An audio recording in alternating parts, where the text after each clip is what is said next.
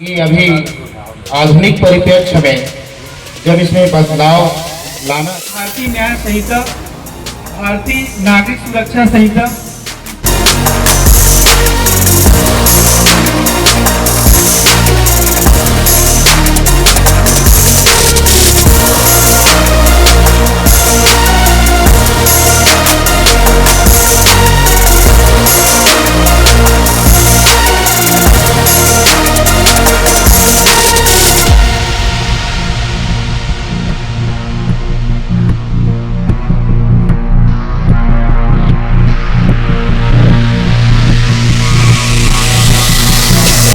बीच बीच में संशोधन आवश्यकता पड़ने पर होती रही।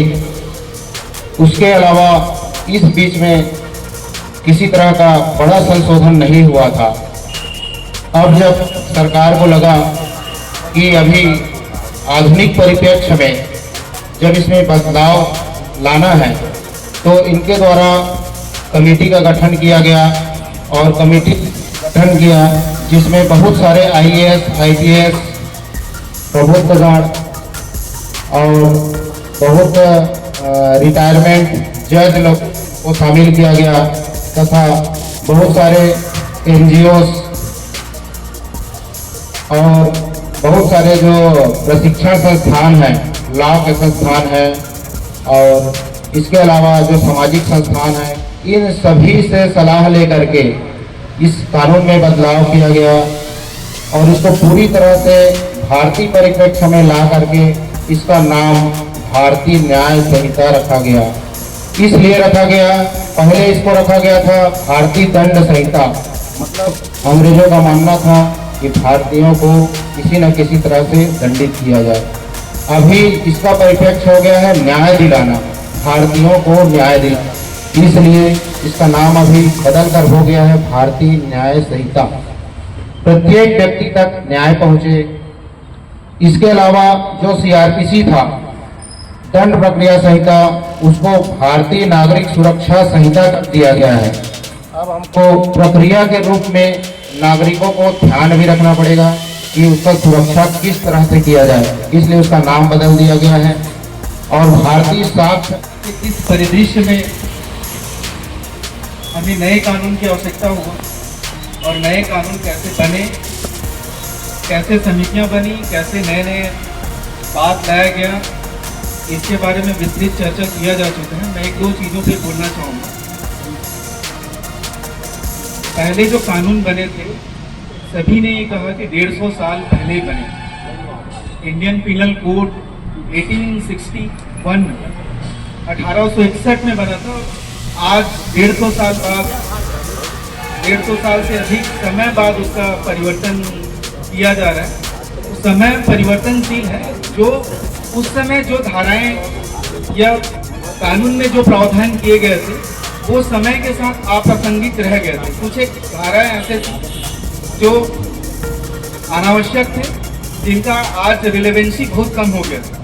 ऐसे धाराओं को एबॉलिश कर दिया गया है और जो नए प्रकार के जो नए बातें आ रही हैं, जो क्राइम के नए नए तरीके और इजाद हो रहे हैं, उसको कैसे डिफेंड करें, कानून के रखवाले कैसे नए नए साक्ष्यों को और इकट्ठा करें, इस पे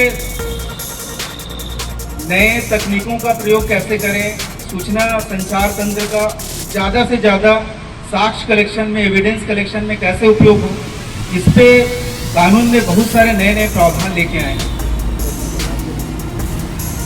प्राचार्य महोदय के द्वारा मैं सुन रहा था उनकी बात, उनका ये कहना बहुत ही सटीक और रिलेवेंट है कि आपको कानून की जानकारी होनी चाहिए। कानून की जानकारी न होने की वजह से ये कोई आधार नहीं कि आप उससे बच जाएं यदि आप गलती किए।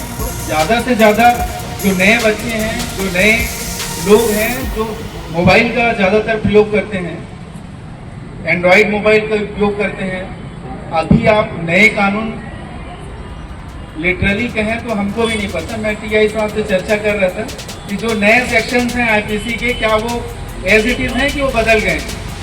उनका कहना था कि मतलब ड्राफ्टिंग चेंज हो गया, जो धारा 307 था वो अब बदल गए हैं। तो कहने का मतलब ये है कि जब भी आप कोई सूचना दें तो कौन सा सेक्शन के तहत FIR दर्ज किए हैं उनकी भी जानकारी आपको हो। आप एंड्रॉयड चलाते हैं, आपके घर में एंड्रॉयड का फ़ोन चलाते हैं, गूगल प्ले स्टोर में जाएंगे तो आपको भारतीय न्याय संहिता, भारतीय नागरिक सुरक्षा संहिता, इसके आपको ऐप नज़र आएंगे, उसमें कानून के नए नए प्रावधान की जानकारी है। तो ज़्यादा से ज़्यादा इस कानून के विषय में जागरूक बने। धन्यवाद देना चाहूँगा कि इस जागरूक कार्यक्रम में उन्होंने सहभागिता दी और मंच को भी मैं धन्यवाद देना चाहूँगा जिन्होंने मुझे बोलने का अवसर।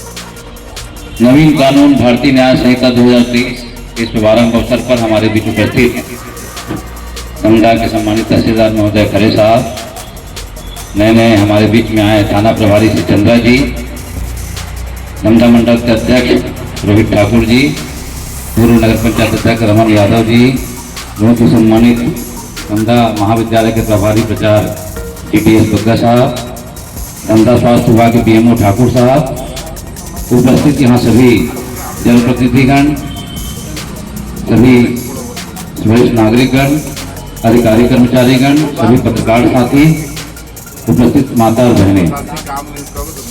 निश्चित रूप से संसार में परिवर्तन होना आवश्यक है और जैसे अभी पूरे विस्तार से थाना प्रभारी चंद्रा सर ने बताया कि कैसे अंग्रेजों द्वारा लागू कानून को, जैसे भारतीय दंड संहिता को भारतीय न्याय संहिता के रूप में नया कानून यहाँ पर अमली जामा पहनाया जा रहा है, निश्चित रूप से स्वागत योग्य है।